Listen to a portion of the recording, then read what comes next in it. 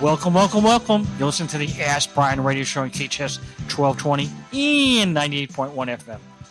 Well, each week we're here to try to help people learn something about business, something that's new that's coming out, or an expert that can teach people something about business. Also founders and startups, sometimes all three, sometimes different amounts. But Ask Brien has been on the air now since 2017, January, so we've been around for a while, 6.5 years. And the show is called Ask Brien, AskBrien. And every week, people who have never listened to the show do not understand why Brien is spelled with an E. I tell people I'm not from Ireland. My last name is not O'Brien. I don't go to the O'Brien pub. And the fact of the matter is, while most people spell the name Brien Bryan or Brian, some people do spell the name Brien. But there's another reason. And Tracy, my co-host, is going to try to explain some of the reasons why we have an E in the name Ask Brien, and that's the name of our show. I must say, though, I think you lie when you say you don't go to the O'Brien pub because you bring it up. So even though it doesn't start with an E, I think honesty is a really important part of the show, but I digress. You certainly digress. Very good job. Where's the clap?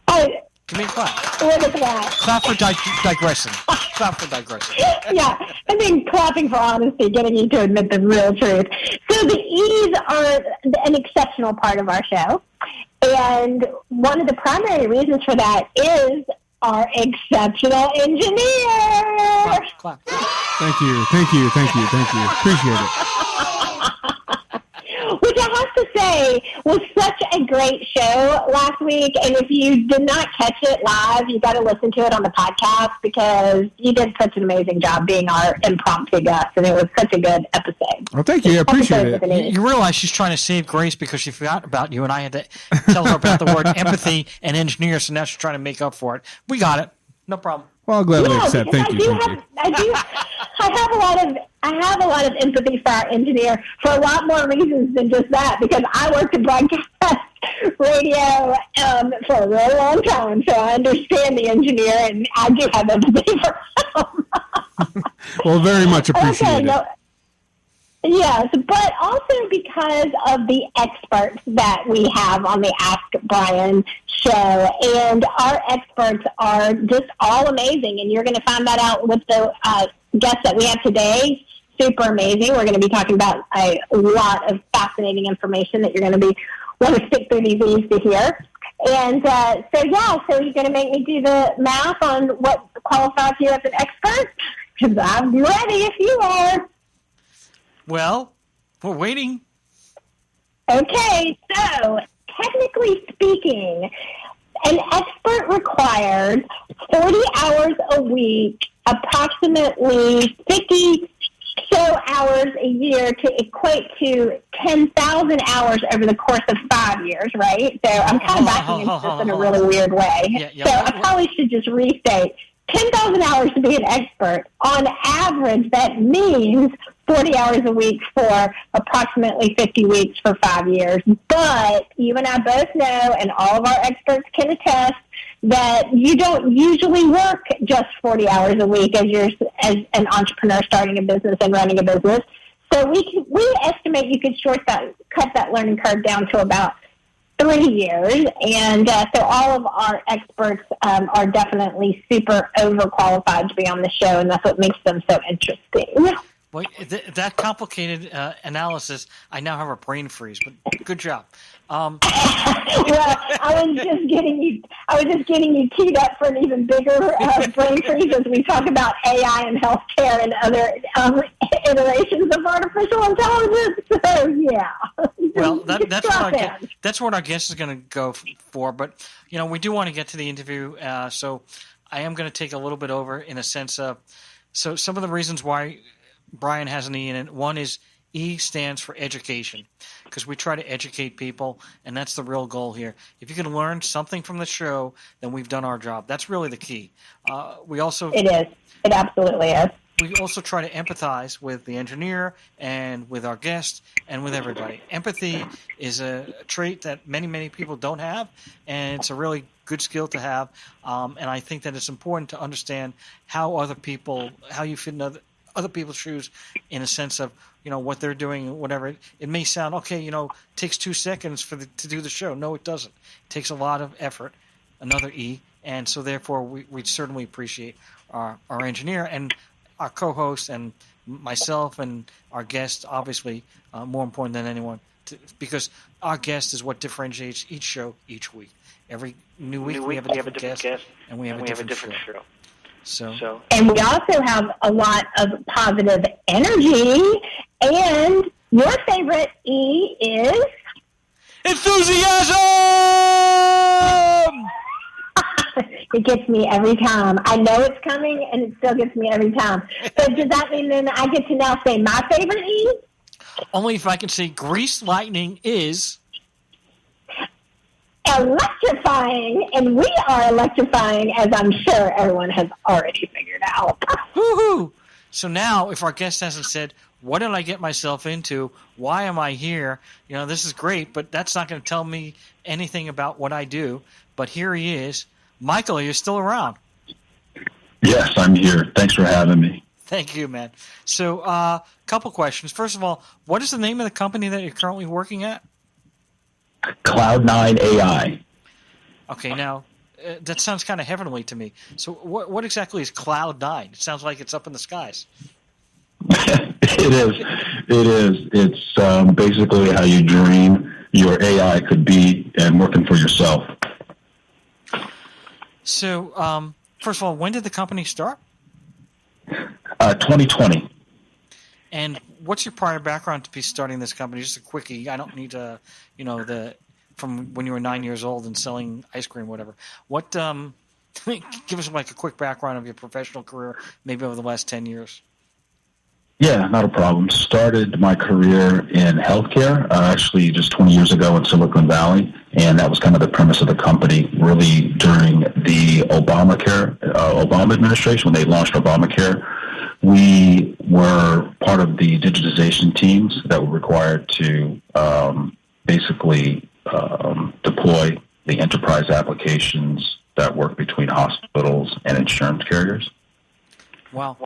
Sounds like a lot of HIPAA stuff there, trying to comply with the HIPAA regulations. And what was the name of that company? That was Excel Technology. Excel Technology. And then did you go from there to Cloud9, or was there interim? Starting Cloud9, essentially. Yeah, that's when we started Cloud9. And did you start it yourself, or did you have other founders? There's a co-founder. We actually have 8 people that are full-time. It's myself and a co-founder that started the company. And how did he come up with the concept? What said, hey, we need to have this company? What was the aha moment?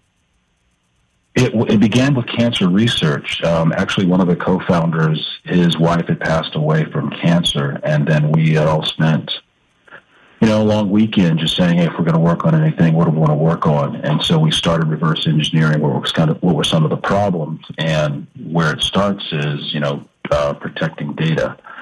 And so when we figured out that would be the good beginning point, and then we said, okay, then we can figure out how to interoperate some of these systems.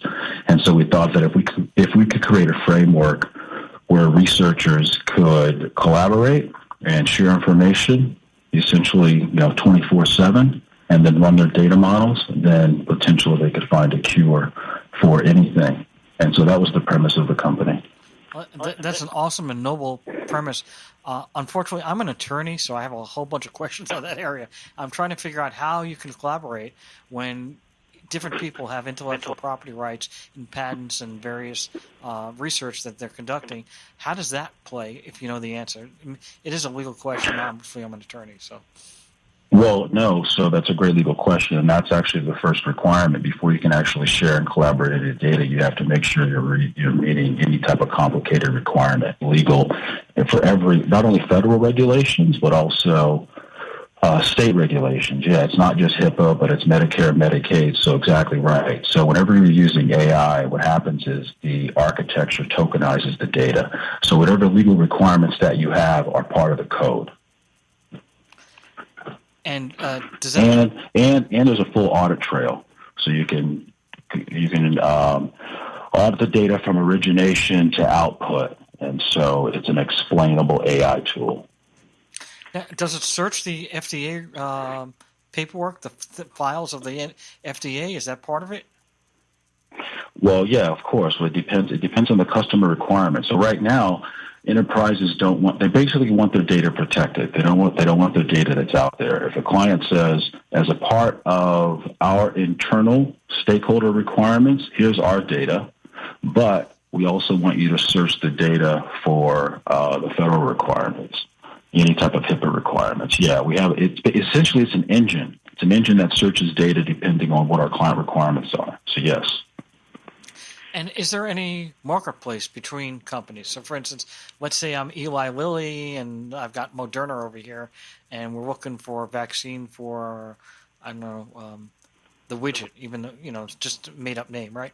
So how does that work? Is there an offer or something done between the two companies that you facilitate, or is that down the line or not part of your concept? Well, that is essentially that's one of the requirements that we have. So, two organizations, they've collected a ton of data. They have to meet not only U.S. requirements, but you're also talking about European requirements, GDPR. So yes, they want to collaborate. Both of them have their own intellectual property, but they want to be able to scrub their personal information, their intellectual property. Plus, they have to be able to take out any personally identifiable information. Yeah, that's all part of the algorithm. So yes, that's essentially what we do. We do it automatically. Right now, the process for companies to do that and collaborate, it's all done manually. In order for them to share data, it's all done manually. Because of the architecture, the databases that they have to set it up into the cloud, scrub the data, make sure it's protected, but also share the data in different languages. Now you're offering AI, correct? It's an AI tool. It's an AI tool that actually democratizes data for these organizations. So when it's scrubbing data to come up with the AI, right, how does it know if the information is confidential or not? The company would give us the requirements. It would be HIPAA. The HIPAA requirements, they would let us know the personal information. Any personal information tied to that data would be automatically scrubbed, removed from it. And then is it basically like the standard chat AI where I say, hey, listen, I'm looking for a cure for bone marrow cancer, and it's going to give me all the different research things through it, or how does that work? No. So it's in conceptually, yes, but when you talk about comparing it to chat, it's different. Well, one, the data that's coming back from chat is data that comes from search engines, Google and Microsoft. That's only the data that's been indexed. That's only the data that's available. We're looking for the data that's not available, the data that needs to be discovered. Chat doesn't do that. And chat requires too much energy and resources. They're burning $700,000 a day, on 3,000 servers, 30 cents a search. Enterprises can't use that. You can't put chat into a research department. They need GPUs and server farms to run that. And how many locations do you guys have? We're globally. We have offices in Switzerland, Amsterdam, Montreal, and Los Angeles. That's pretty big. Just to get that big, now you only started in 2020. It's only in 3 years. That's a pretty big growth rate there. Well, it's a big problem. It's a big problem. Data. It's not when you mention these big companies. It's not just how long they've been around. They've been around for 100 years. So yes, they have exabytes of data. They have a huge data volume. But you also have data has just become too big, especially in healthcare. When you talk about the size of this data and actually trying to model that data into the current database architecture, it's become too complicated. And all the data that when you started in 2020, all the data that you're talking about, that's already been digitized before it even got involved, correct? No, it's not. No, wow. No, Wow. so, no, because some of these companies are still, so in healthcare, they're still, not just healthcare, but in general, many companies are storing their data in Excel. Right? They're just handling data in Excel. If you look at, World Health Organization, if you look at a foreign country, they don't have the ability, they're just storing data in Excel, right? Wow. So that's a problem. It is. So how do you get that data? How do you extract the data to put it into your system? Well, we digitize it. We digitize it. So in East Africa, we have not a big company. It's a small NGO. They generate maybe $20 million a year in revenue, been around for 20 years, right?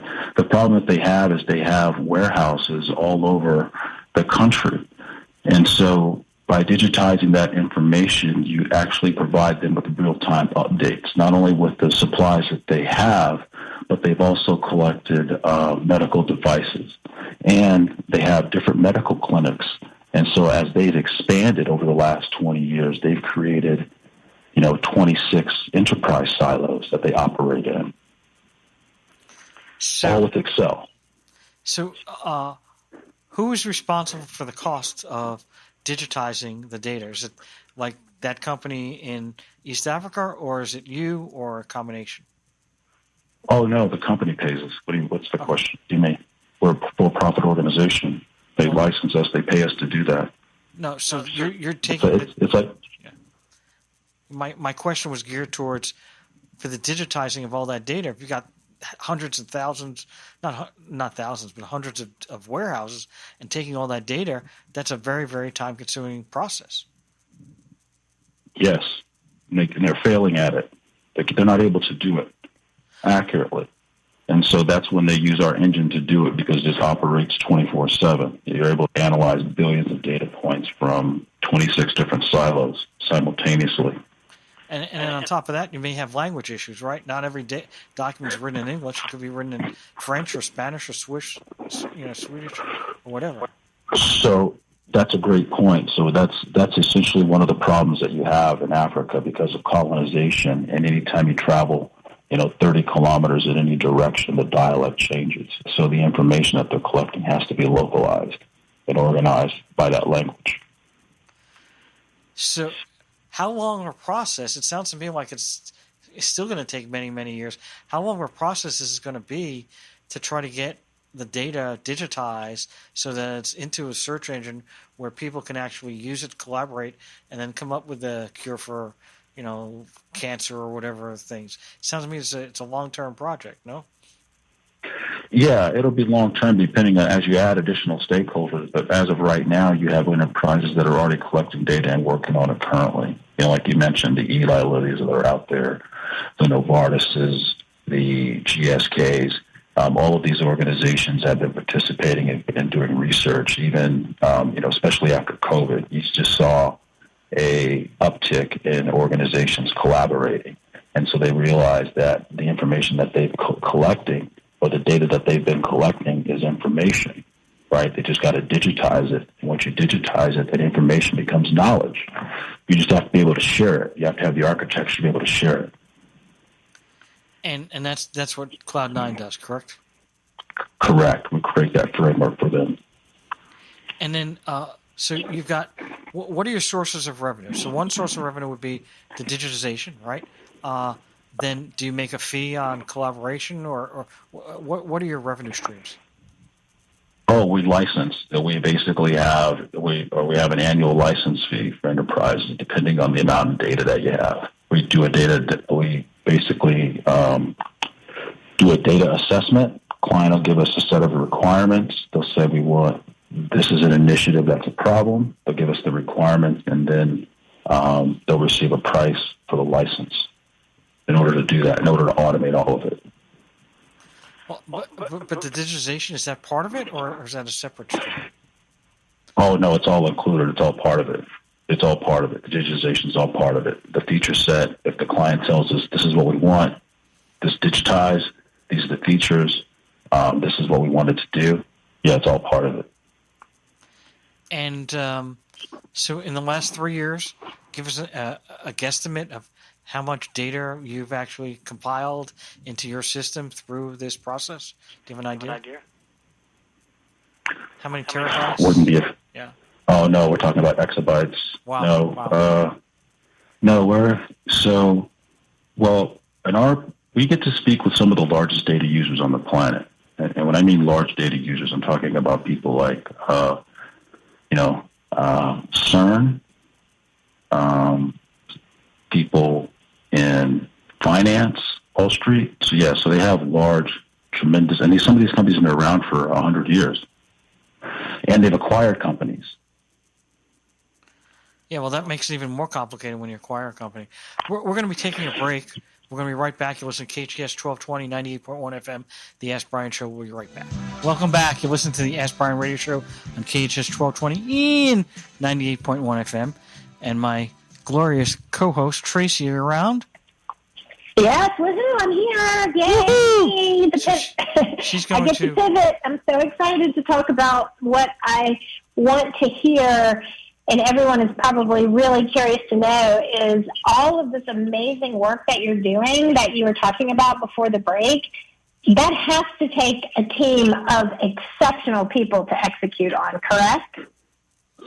Yeah, it does. It does. And what type of, I was going to say, give us kind of an overview of what does that look like for your team?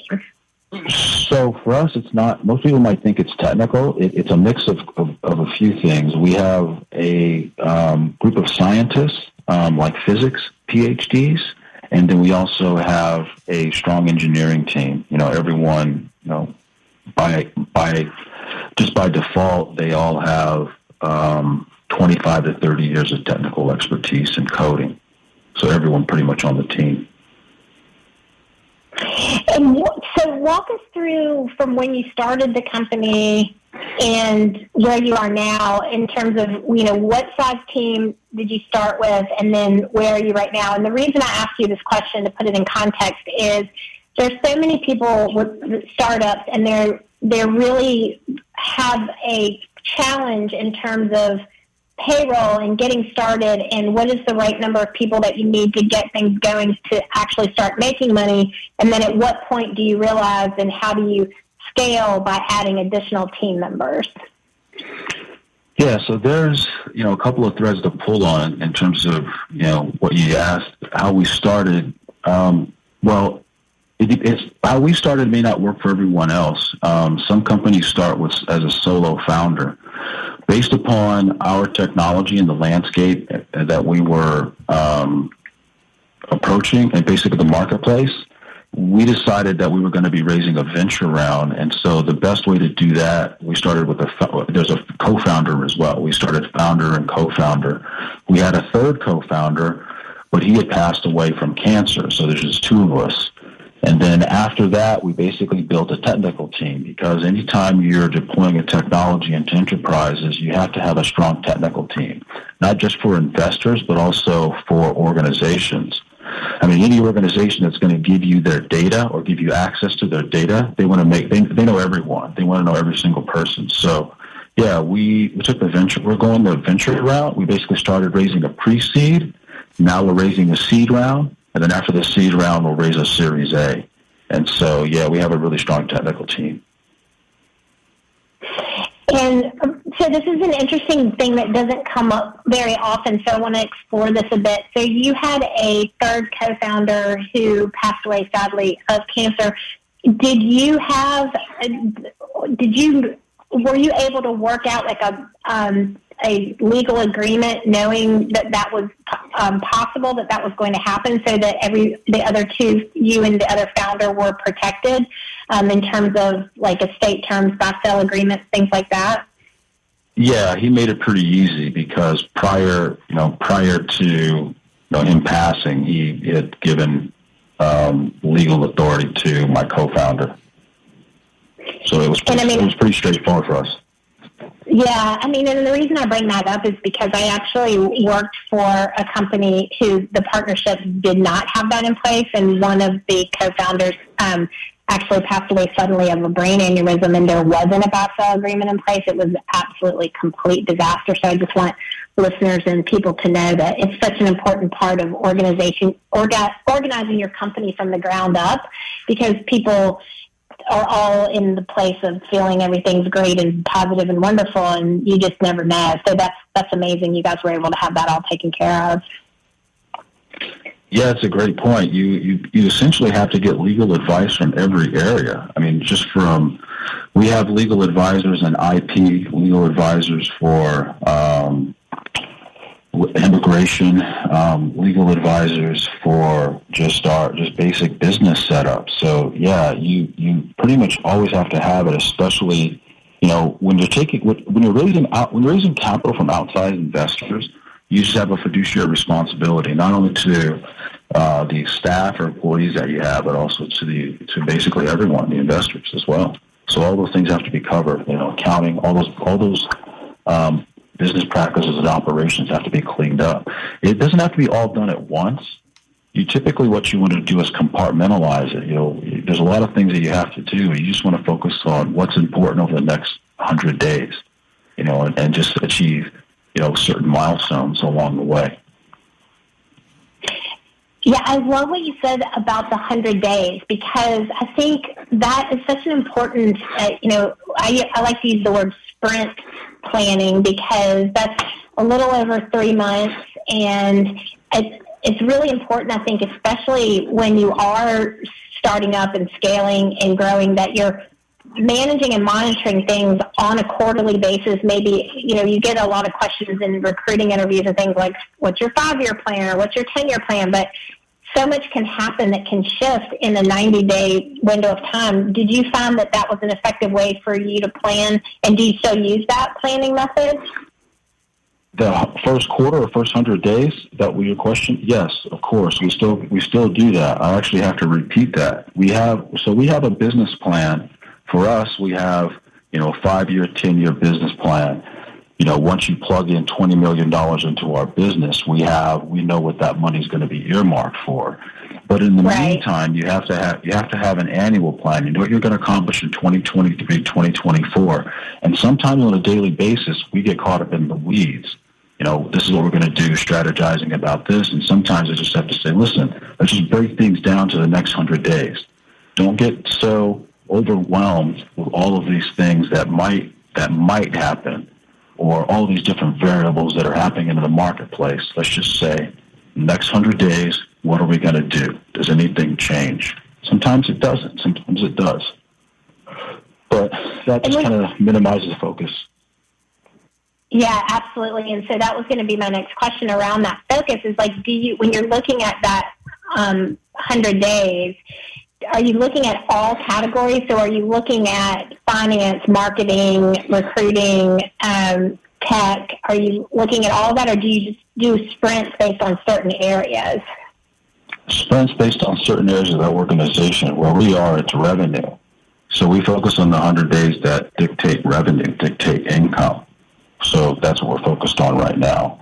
Once the revenue's in and that capital is generating, then we can actually shift into recruiting. But I think it's going to be continuous. A lot of times it's going to be continuous. It's going to, your day's going to be split up into doing all of those things. Right, which then evolves into the question around time management. So as a co-founder, how involved are you in the day-to-day operations? Well, you have to wear quite a few hats. I mean, it's a company that you're the co-founder of, and so you've got a great responsibility to make sure things succeed. And so everyone takes, different responsibilities. One side of the house is for my co-founder. One side of the house is mine. And so, yeah, you just have to keep on top of the tasks you have on hand to keep moving it forward. And we just keep communicating. And so, yeah, you have to win every day. Some days are not going to be good, but you just have to win every day. Once you win every day, you just create momentum. Well, I think you brought up an important point, too, about roles. When you have a co-founder type situation and you're raising capital, in my experience, one of the things that investors want to know, especially, and I'm assuming this isn't your case, but in a lot of cases, companies are like related to each other, husband, wife, siblings, something like that. And so you have the family dynamics coming into play. And I know investors like to have really clear roles established between co-founders so that it is a very direct and clear area of where the responsibilities lie. Yeah, you definitely want to have that ironed out, especially when you're speaking with investors. That's not one of the questions you want them to come up with. You don't want that meeting. You want that coming up in your meeting. You want that actually identified. If you have an investor deck, that typically identified in your investor deck who has what role. Yes, and I agree with you. If you can be proactive in your deck and really showing investors that these conversations have already been had, this level of organization already exists, we know what our lanes are, we know what our roles are and how to stay in them. I think that comes across as very strong in their perspective of how well organized the company will be run. And we're going to be very proactive right now and take a break. Right to our sponsor, 140. All right. Steph, are you there? I'm here. All right, so we have two sponsors for our show, and they're equally important. So the first one we have is Albany Farms, and people think, with the Kentucky Derby coming this weekend, they think it might be one of those horse farms, right? Do you have horses there? Are you planning on going to Kentucky Derby with Albany Farms? What is Albany Farms? I mean, I definitely would love to go to the Kentucky Derby, but we definitely aren't going, and we do not own horses. We're actually a food manufacturing company located in Belfast, South Dakota, and we manufacture fried instant ramen noodles. Wow. And how long have you been doing that? We've been manufacturing for the last 2 years, and we have customers like Walmart Canada, U.S. customers such as H-E-B and Target. And I wanted to give a quick shout out to all our local supporters, our retailers like MJ's and Reuters, and various organizations that we've donated to already. Wow, that's awesome. And then there's the other company that's sponsoring us is Legal Steps. And somebody told me through the grapevine, a little birdie, that you actually took one of those Legal Steps courses. And so people are trying to understand, first, what is Legal Steps and what are their courses about and what did you think? Yeah, so Legal Steps is a great do-it-yourself system to handle various legal issues like forming a business in California or even registering for a federal trademark, saving you lots of money and empowering entrepreneurs. My opinion, let's start off. I took the Incorporating Entities module course, and I loved it. I have a different background from most. My background is in nutrition and psychology, and I work for a great organization, but this gave me a greater understanding of, the types of members that make up, certain aspects of our business. So I really enjoyed the course. It was very affordable, and I definitely recommend it to everybody, trying to tackle this on their own. The course was easy to follow, and it walks you through everything from A to Z perfectly. And what I've been told is that it can save a lot of money versus going to an attorney, but I'm not sure aware of that. I think so too. I would agree, I think. All right. Well, thank you very much, Steph. Tracy, Steph, have a great week. We'll be talking to you next week. Tracy, you had some more questions. I had to stop you in the middle, and I don't like to stop people in the middle, but I had to be proactive. Oh, no.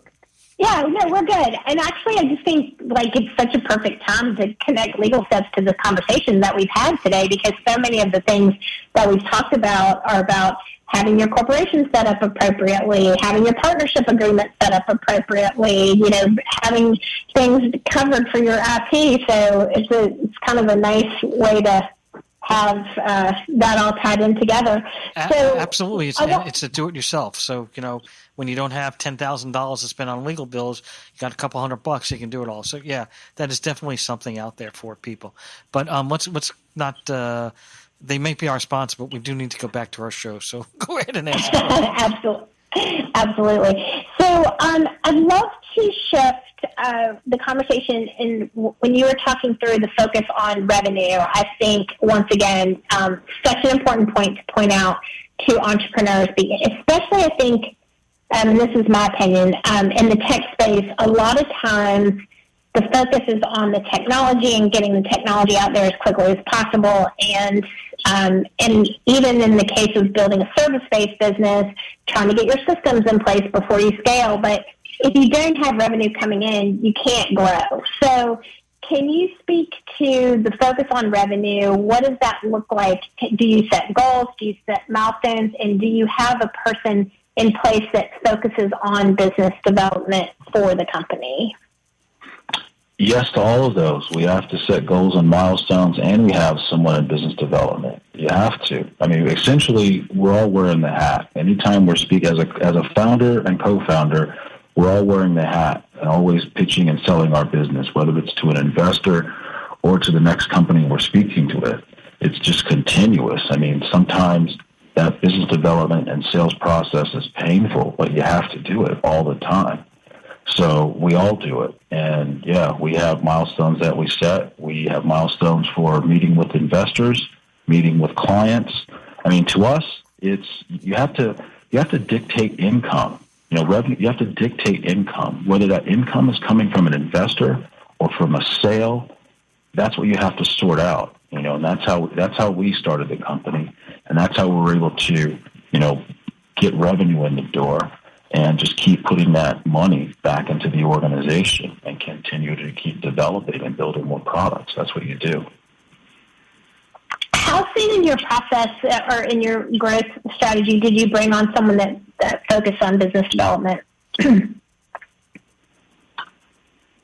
Right away. Right away. Yeah. But you wouldn't believe Yeah. how many businesses don't do that, right? And they rely on referrals and word of mouth, and then they're kind of in a bind when the revenues aren't there. Well, yeah, right away. And there's a couple of reasons. One, the process is long. When you're dealing it. So we're dealing with enterprises.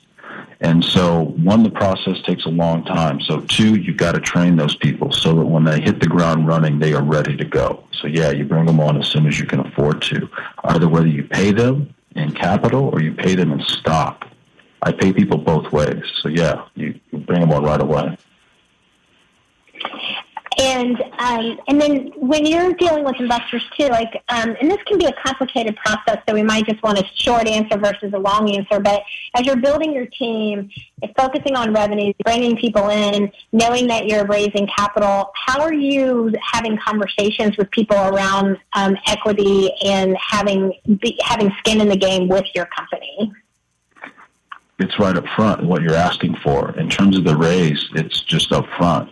If you're raising $1 million and you say the company's worth $10 million, that lets the investor know that they're buying 10%. We're going to take a break. We're going to be right back. You're listening to the Ask Brien Radio Show on KHTS 1220 and 98.1 FM. Welcome back. You're listening to the Ask Brien Radio Show on KHTS 1220 and 98.1 FM. And before we go any further, Mr. Engineer, what does my shirt say? Failure is not an option. That's right. Failure is not an option. That's right. That's part of the Ask Brien model. All right. So, Tracy, you had some questions that you were going to ask Michael about contact. I do have a question, but I think you should congratulate me for what we were talking about during the break. Only if you tell people what it is, because nobody's going to know. Okay. Today is my 30-year anniversary of working in broadcast radio. Yay! And she started when she was working in the room. Yes, I started when I was 5. Yes, you're absolutely right. Okay, right when I started to speak, and I had a microphone in my hand, and that's actually not even that far from the truth, which is kind of scary. But Most importantly, it's about our guests, not about me. But I did want to share that since it's so fun to celebrate live radio 30 years today. Okay, so this conversation has gone by so fast. It's been so compelling. I know people, our listeners and our podcast listeners down the road, are going to want to be able to connect with you, maybe even an investor or two. So, what is the best way to reach out and connect with you? Our contact page is great on our website, which is cloud9ai.com. And 9 is spelled out, N-I-N-E, Not number. 9. Correct. All spelled out. Yeah. Okay, great. And so if for whatever reason What happened? you need to write down these amazing notes or the contact information, we want you to check out our podcast. We want you to download it, listen to it wherever you listen to your favorite podcast. And that, of course, is the Ask Brien podcast, AskBrien. And we would super appreciate, always love those 5-star reviews. But even more importantly, we would love it if you would share the podcast with your friends and network so that they can learn and grow and benefit from all of the amazing guests we have on the show like we have today. Thanks a lot. Michael, so one of the questions we have, somebody asked, how did you get your first customer? Trade show. Also, we have relationships with people in the business. So I started my career in healthcare 25 years ago. My co-founder as well started 25 years ago. So we started with the people that we knew first and just told them what we were doing. And once they said they were interested, and we just asked, would you buy this if we built it? Yes, that's it. You just basically introduce yourself and ask. Now, you started out, there were 3 people, correct? 3 founders, or did you have any employees as well when you started? Employees as well. We had full-time and contract people. And of the founders that you had, or that you actually, let's go with the current founders. Between you and the co-founder that's still around, what is the breakdown, sales, marketing, who does what? Oh, great question. So I don't do anything technical. Anything that's related to coding and anyone that's technical, I don't make any technical decisions. My co-founder does. I handle the business side of it, legal, accounting, any of the fiduciary responsibility that it would take for following SEC requirements. So, the sales, business development, the hiring, that's what I'll handle, and they'll handle the other portion. That's a lot. I mean, just the legal part about it, we don't almost need a full-time attorney. There's just so many legal aspects to what you're doing. Oh, I know. You're exactly right. And then on top of that, then you got to do all the other things, accounting, HR, marketing, there's a lot of stuff there. We have, I don't know how many seconds we have left. We have about 30 seconds left. Where are you going to be next? Are you going to? You said like a trade show is how you got started. Are you going to be at another trade show anytime soon? Yes, we have.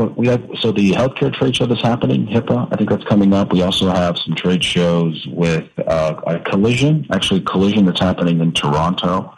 We're guests of the Canadian government, and we have an office. Our lab is located in Montreal, and we have some engagements currently happening out of Montreal and East Africa. So we were at the AI Big Data Trade Show in Amsterdam. We had a business development team. I wasn't there, but we have people that are attending trade shows all around the country. And then in 2024, we'll actually put together more of an event schedule that people will see on our website and can personally meet us. Sounds awesome. Thank you very much. Unfortunately, the show is over. You're listening to the Ask Brien radio show on KHTS 1220 and 98.1 FM with our guest, Michael Brown, co-host Tracy. Everybody, over and out.